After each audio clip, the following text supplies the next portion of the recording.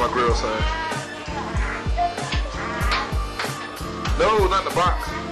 On the court over there.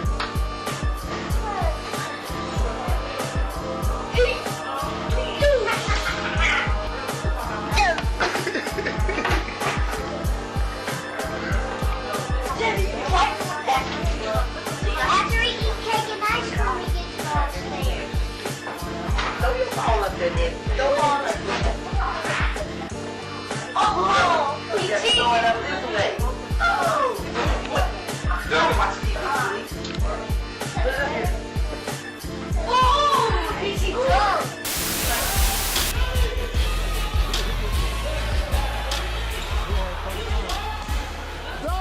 Dunk it on his ass, dunk it, Dad. Keep the team together. That chemistry has led the Vikings to a 9-0 start going into Friday.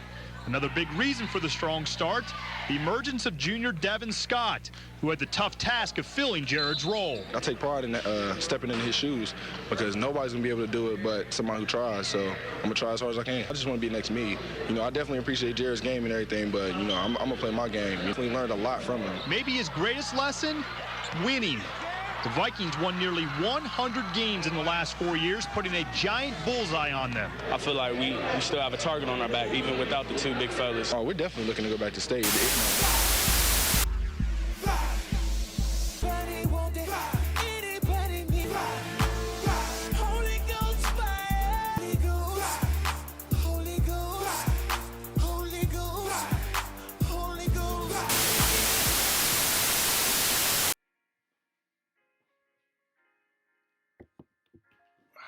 I know you probably like, bro, what are you doing? Are you doing the YouTube thing or not? Yes and no. I'm not a YouTuber, but obviously I have a YouTube channel and I upload content. Now, within that realm, life happens. It was just ill time for content, I should say. So, the month of January, I was fasting. And if you've been around or if you know me, if you follow me on anything, I do the first fruits fast in January. This is green tea. That's why I was away from the camera at first. My tea was ready. The first of the year, I fast for the whole month of January. No social media. This year I did no social media. I ate only fish and vegetables. Normally my diet is fish, chicken, and turkey, and like the vegan meats. So it's like plant-based, no sugar, meaning like no sweets and sugary cereals. I don't really eat sugary cereals anyway, but I do have a sweet tooth at times. So no sugars, no juice, unless I made it myself. So basically only water. And I had some milk, you know, with my normal cereal. You swap out the time that you would be on social media or whatever with building up, you know, spiritual habits, dedicating more time to reading the Bible, praying, you know, just understanding things a little bit better. Had to cut on another light. I was looking like I was in a cave, low key. I did not record any vlogs to upload because I wanted to truly be away from everything. Normally, like, I may do 1 or 2 in that month just to kind of, you know, stay in the groove of uploading stuff. But this month I was just like, I wanted to really, really dedicate myself to understanding and growing, and which I did. This was probably the best fast of all the fasts I've done. During that time, there was a rift between me and the team I was on. Without going into great detail, my role changed on the team for no reason apparent to me. I wasn't given any real insight on what was going on. I would talk to the managers, I would talk to the coaches, things like that, and no answers. Everybody would just say, "Oh no, you know, you're doing your job. You're doing what we're asking you to do. You're fine." Blah blah. My question was, if that's the case, then what's going on? Why is this the case? You know what I mean? There was no real answers ever. You know, that's one thing about this game is they're really, really, the management staff can be really good at spinning you, giving you just enough answers to keep you engaged, but not enough to let you know what's going on. Ooh, yes. Wait. So that was going on for like a while.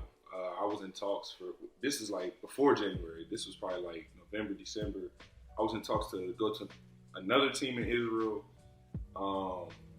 My team kind of played games and didn't clear me to leave until after the other team was off the table because I was taking too long, or not me, them. They were taking too long to approve me. It's not like, one thing that people don't understand.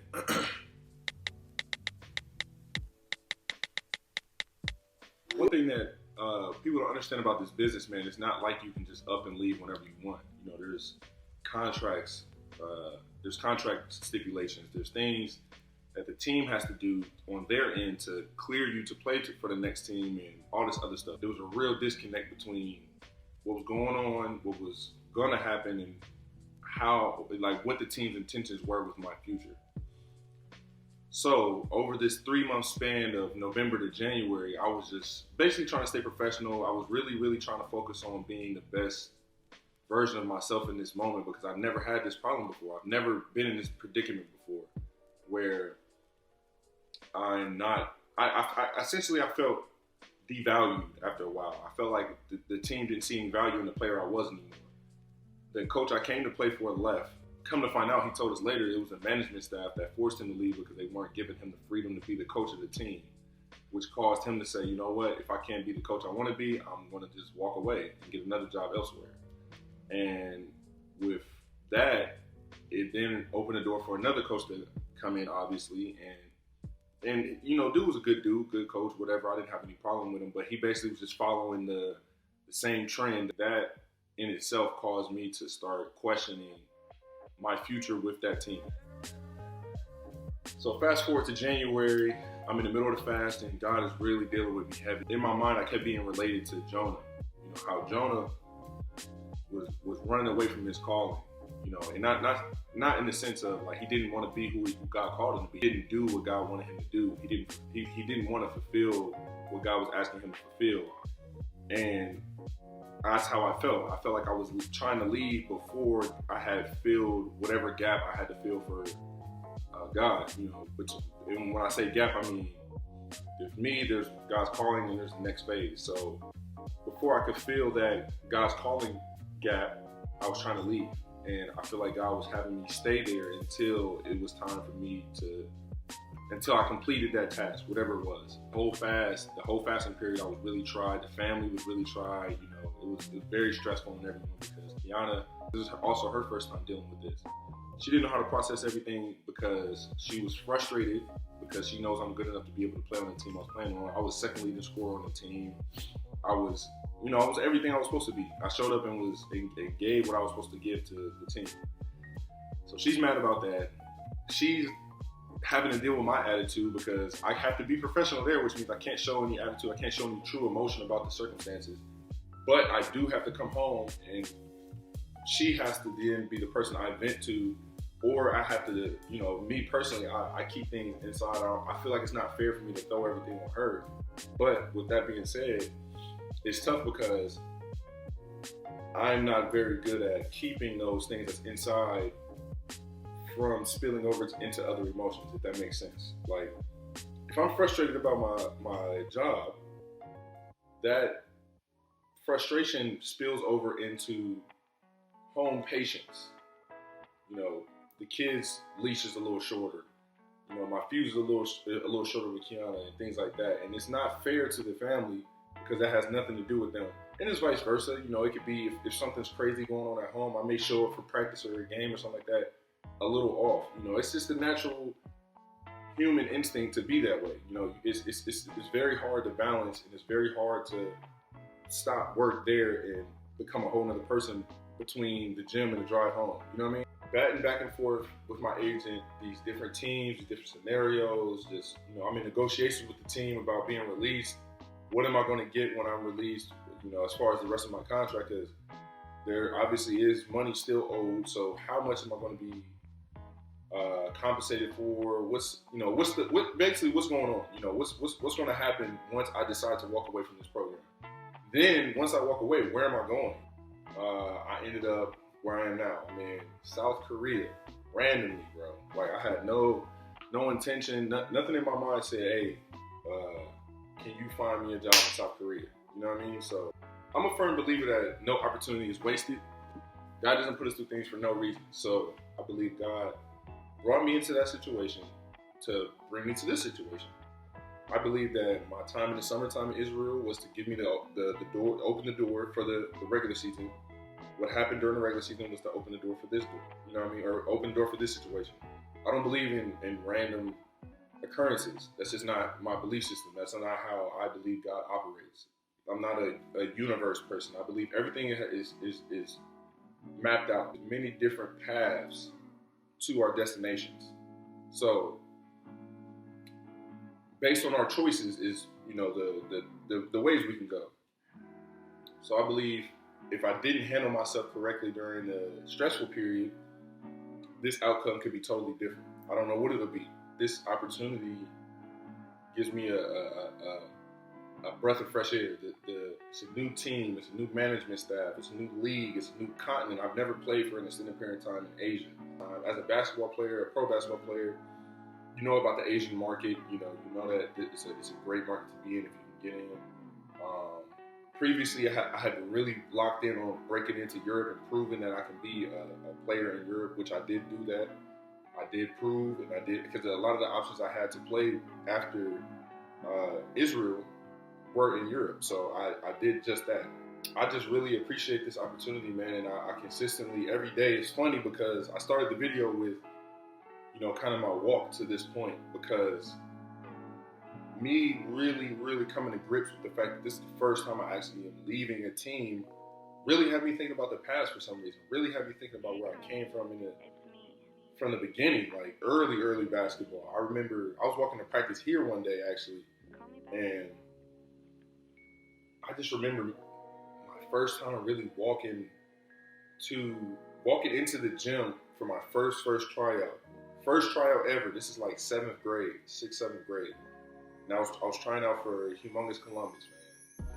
You know, shout out to Coach Black, shout out to Coach Jawanza Moore, man. Like they really, shout out to Coach Trey, they really showed me early what organized basketball was. Because before that, I never played organized basketball. It was never on my mind to play organized basketball. And I'm expecting the family to pop up at any time. So if they pop up before this is over, they might make an appearance. At that time, I never saw this in my future. You know what I mean? Walking to that tryout to play basketball, organized basketball for the first time, I could never fast forward and say, I'm going to be a Division I athlete. I'm going to be a very good high school basketball player. I'm going to be a professional basketball player.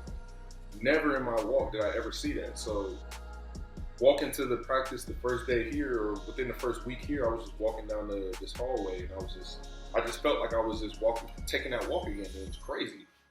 And ever since then, the feeling here is just different. My feeling of appreciation is a little different because I understand how volatile this market is.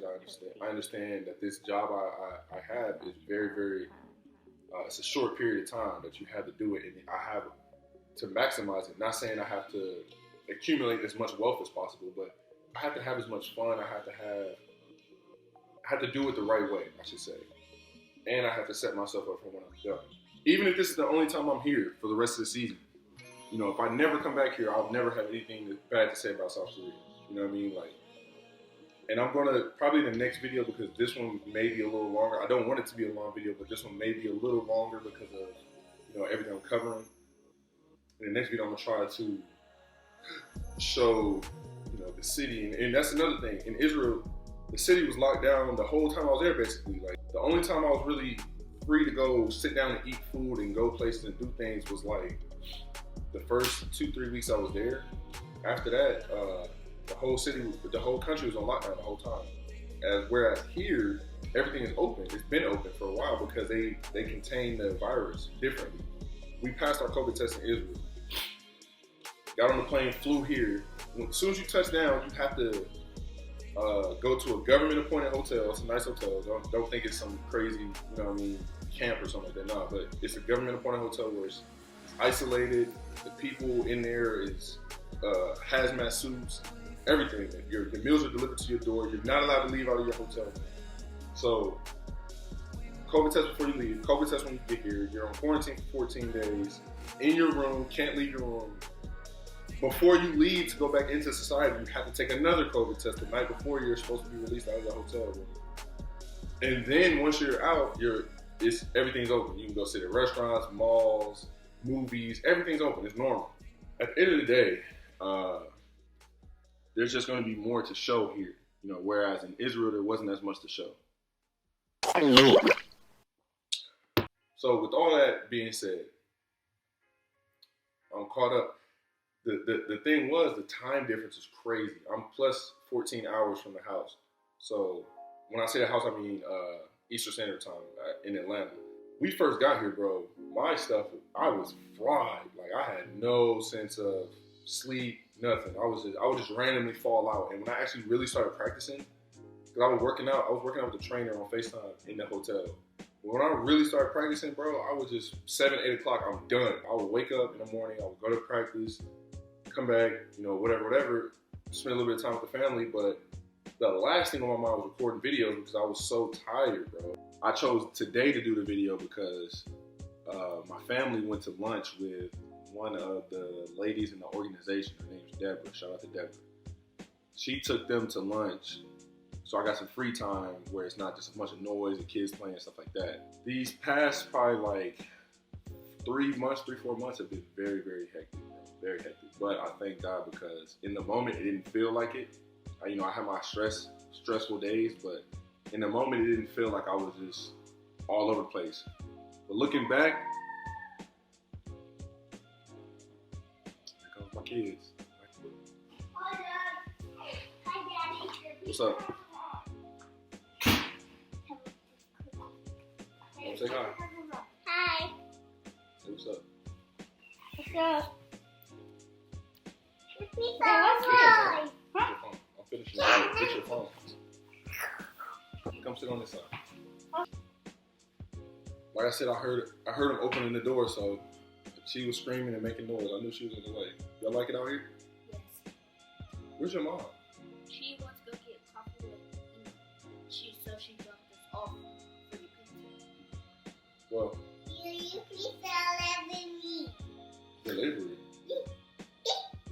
Now we're finally settling into our new apartment, our new lifestyle, and we like it a lot out here. The city is cool.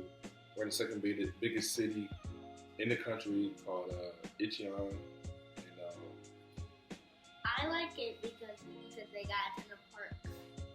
And because they got everything here. hello? Yeah. We're making a video. Huh? All right. Sorry about that. I love you. Love you too, little buddy.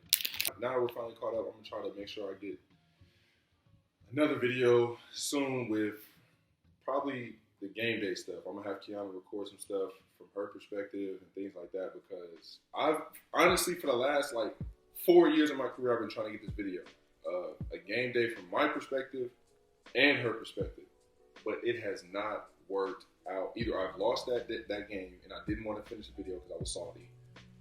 Whatever Kiana recorded she didn't like and she didn't want to use, or I just didn't do it because it was like the circumstances might not have been right with the game and stuff. So this game day, the first game I have here, I'm gonna try to do it, bro. I'm gonna try to get it done. I'm gonna dedicate myself to actually doing it the right way, bro. I promise you. So Are you going to video my game? yeah, he plays on the young team here too. Actually, I always try to get him. soccer. I always try to get him on the young, like the junior team of whatever team I'm on, so he has something to do. He has an experience. He can be around other kids because obviously he does homeschool. Stop. Obviously he does homeschool, so I want him to be around other kids and stuff. So that's one of the ways of doing it. Man, I know this was probably a little bit longer of a video, man. I didn't necessarily intend for it to be, but it was a lot to catch up on. I'm going to make sure I try to get the videos out a little sooner, man. Try to make sure I take the stuff with me so when I'm out doing things I can record. If you want to follow me like on Instagram or whatever to kind of keep up with the day-to-day stuff because I put stuff on my story, I would suggest doing that. But if not, videos coming soon anyway. Anything else you want to say? I play soccer. All right, say peace. Peace. And I say soccer. And soon I'm gonna have a YouTube channel.